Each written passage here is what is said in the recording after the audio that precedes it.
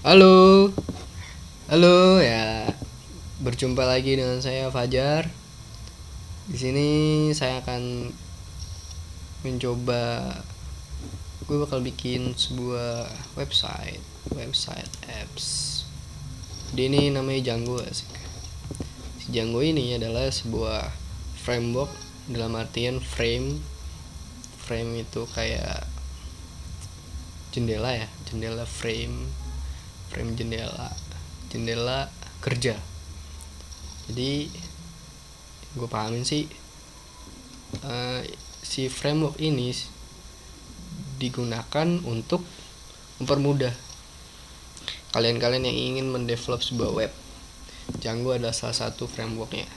Sebenarnya di Python selain Django, framework yang lain itu ada Flash, ada Pyramid. Tapi yang gue baru coba adalah Django. Kenapa Django? Nggak tahu, tapi katanya kayaknya setelah gue baca-baca dan sekilas gitu, bisa ada prospek lah ke depannya. Lagi pula gue juga lagi belajar Python, jadi gue dulu tuh sangat tidak suka programming, tapi ternyata sekarang sangat dibutuhkan ngoding. Ya mau gimana lagi? Let's find out. Dari si Django tuh ada apa? Oke, jadi tuh sebenarnya ketika kita bikin sebuah project, jadi pertama tuh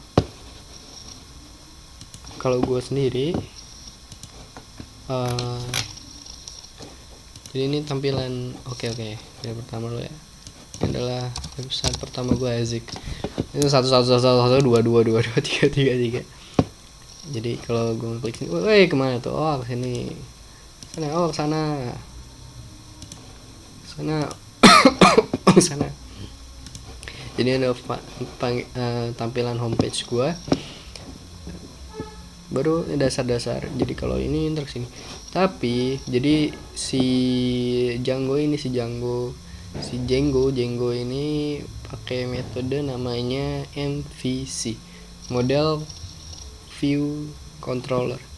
What is MVC? So jadi ketika saya buat sebuah sebuah project, lalu bikin sebuah apps, maka di sini nih ada apps saya namanya ini project saya namanya Purpose.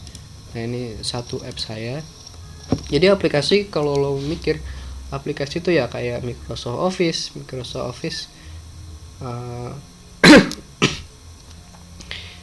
Office aplikasi bisa diinstal. Nah ini juga bisa diinstal, walaupun gue belum tahu caranya, tapi bisa diinstal. Jadi kelebihannya adalah plug and play, pluggable.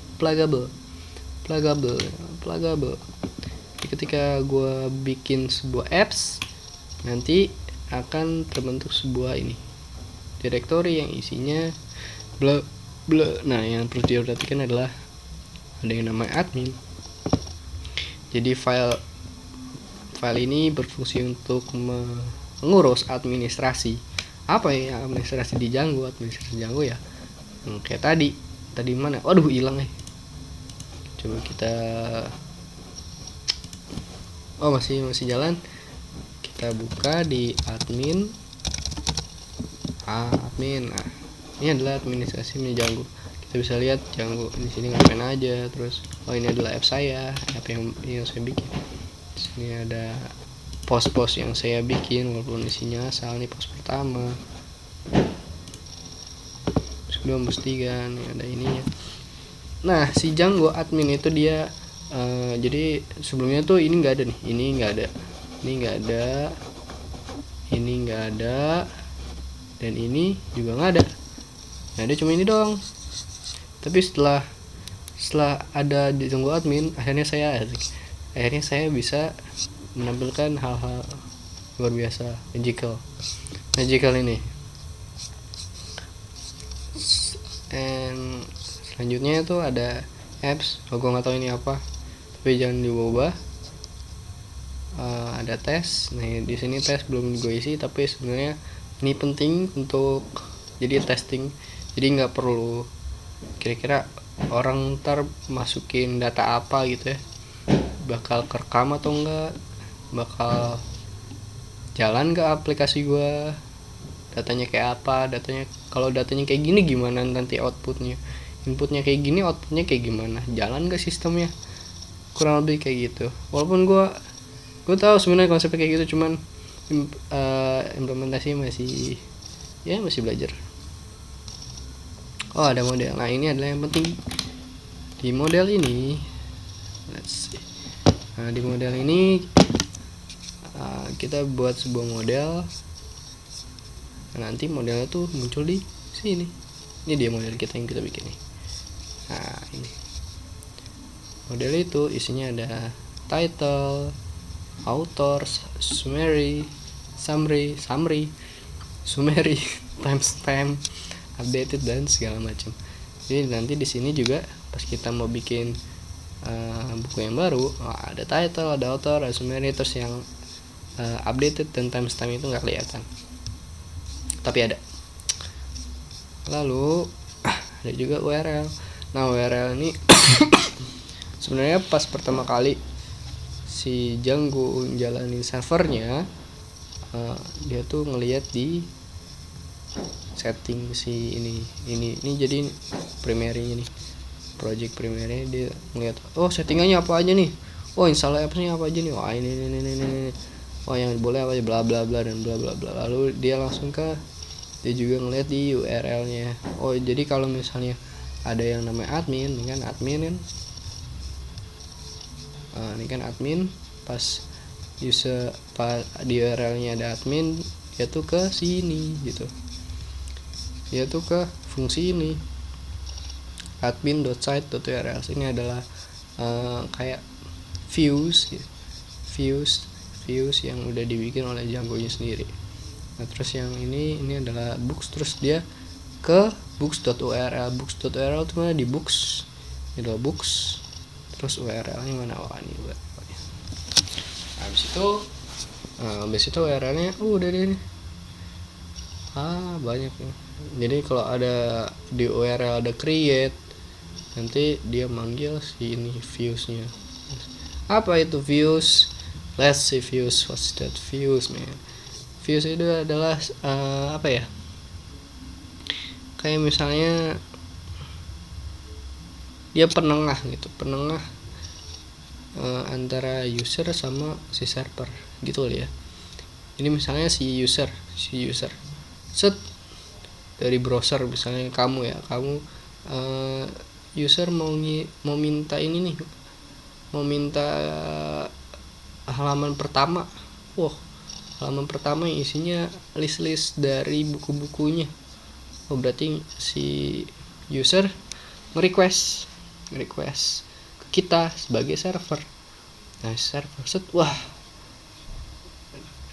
si itunya nanti ditangkap oleh si URL-nya. URL kan set, terus si URL-nya dia minta, tadi mana sih URL-nya? URL-nya ini ya, set URL. Dia masukin sini minta di /create. Panggil views.boot_create. Panggil lah views.boot_create. Viewsnya set, terus panggil lah ini nih, si boot_create ini. Dipanggil. Requestnya bla bla bla bla bla. Ya udah nih, kasih ke user hello create gitu. Nanti di halaman si browser usernya dia akan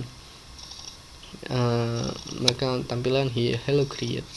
Gak percaya? Oke, siap, kita cek mana create, coba.